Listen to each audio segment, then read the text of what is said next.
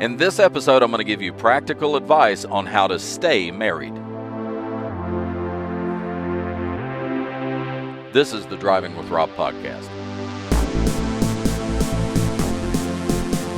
You hear these stories on the news about really long marriages. I think the record for the longest marriage is 84 years. This married couple died. They were over 100 years old. I think they were both 105. Well, you'd have to be that old to be married for 84 years, right? But I think they hold the record for the longest marriage. But you always see stories on the news about these really long marriages. You know, a couple celebrates their 60th wedding anniversary. Their 50th wedding anniversary is a big milestone. I remember throwing a party for my parents' 40th wedding anniversary. And my wife and I have been married for 32 years. And we have 5 children. So people are always asking us advice about marriage and about having kids. Because unless you want to spend, $100 an hour going to counseling, you ask people you know who have done it.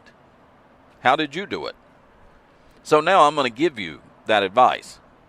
It's very simple. It's not hard to understand, but sometimes it's hard to do. Here it is. You have to commit to the commitment. Do you understand what I'm saying? You have to commit to the commitment. You've heard it many times. Marriage is a commitment. Well, it really is. It's a contract. It's a vow. It's an oath. It's a promise that you're going to stay together and be together for the rest of your lives. Now, that sounds very simplistic, but that is the absolute truth. That's what it takes to stay married. Now, sometimes the question is, what's the secret to a happy marriage? If you stay married, you won't always be happy. That's the myth, and I think that's what leads a lot of people to ending their marriages prematurely, because they think they're supposed to be happy all the time.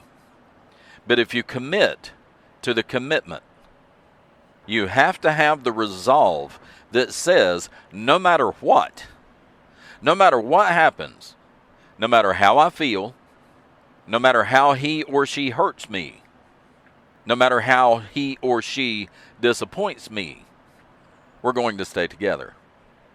Now, just for the point of clarification, if you are being abused, abuse is different. But even abuse can be corrected, can be fixed. But if you're getting physically beaten by someone who has serious mental health issues or serious abuse issues, you may have to get out just for your own safety. But I'm talking about people who get divorced because their feelings were hurt. Maybe one of the spouses had an affair. Maybe one of the spouses put the family into serious financial trouble. Maybe one spouse wants to have sex and the other one doesn't. A lot. Because they say, experts say, if there is such a thing as a marriage expert, that the 2 biggest arguments, or the 2 most common arguments that married couples have, is over sex or money. But you have to commit to the commitment. See, when me and my wife were first talking about marriage, before the engagement ever occurred, we agreed together that we would stay together no matter what. And every family has a dysfunction of one sort or another. And my wife and I, through our own families, had seen enough dysfunction that we kind of knew some of the things that would cause marriage to break up. But we agreed before we ever got engaged that once we committed to being married, that no matter what happened, no matter what crazy circumstances happened, no matter what kind of disagreements came up, that we would stay together, no matter what. And to loop back around to what I said before, I think a lot of divorces happen because there was no commitment to the commitment. First sign of trouble, they bailed out. And maybe it wasn't the first sign of trouble. Maybe it was 5 years of a problem, that was just allowed to fester and get worse until it became an insurmountable problem because they never committed to the commitment.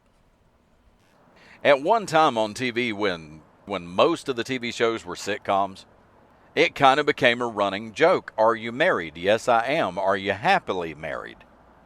Well, and that became the running joke. And sometimes you'll hear divorced people say, I'm happier now, to justify why getting divorced was a good idea in the first place. But happily married. And I believe the secret to a happy marriage, both parties trying to make each other happy. Some of the things that you never hear in a marriage counselor's office, she is just too loving.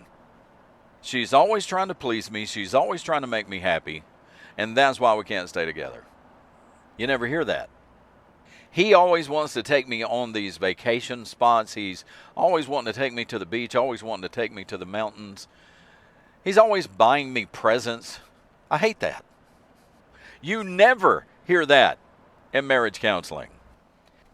If you and your spouse are constantly trying to please each other, constantly trying to help each other, constantly trying to make each other happy, there can't be a conflict. It's very difficult to outgive somebody else. But we all know that's not the reality. There are always going to be days when you're tired. You worked really hard that day. Maybe you worked a 12-hour day at the plant and you're just exhausted. Or maybe you worked all day, then you came home, you took care of the kids. Maybe you made supper, maybe you helped make supper. Maybe you cut the grass after work. And at the end of the day, you're not feeling giving. You're giving out. You've done all the giving you can do for one day. And then resentment may creep in because you feel like you need to be petted and pampered, and it's up to your spouse to do that. Well, maybe that spouse worked just as hard as you did that day. They're not exactly in a loving, giving mood either. And you're both exhausted. Instead of chalking it up to, we're both really tired, it's really easy to blame the other for not taking care of you or not trying to make you feel better. That's the reality.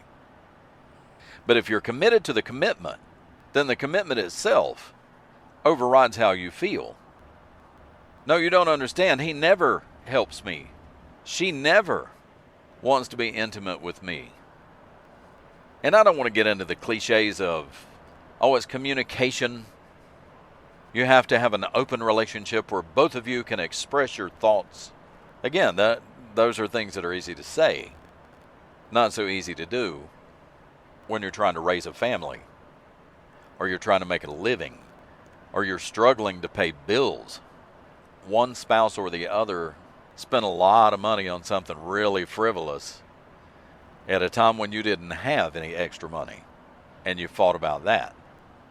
But if you're committed to the commitment, no matter what happens, we're going to stay together. No matter how often we make each other mad, no matter how often we argue, no matter how often we go to bed angry and wake up angry, we're still going to stay together. Just like every other aspect of your life, things happen. Life is going to try to beat you up. You don't break up the first time he or she disappoints you. You don't do it the 100th time. And that's committing to the commitment. Thanks for listening to the episode on how to stay married. The bottom line is commit to the commitment. If you're committed to staying together, you will stay together. Thanks for listening. Thanks for downloading. Share it on your social media, subscribe and like, leave me a comment. And I'll talk to you next time. Bye now.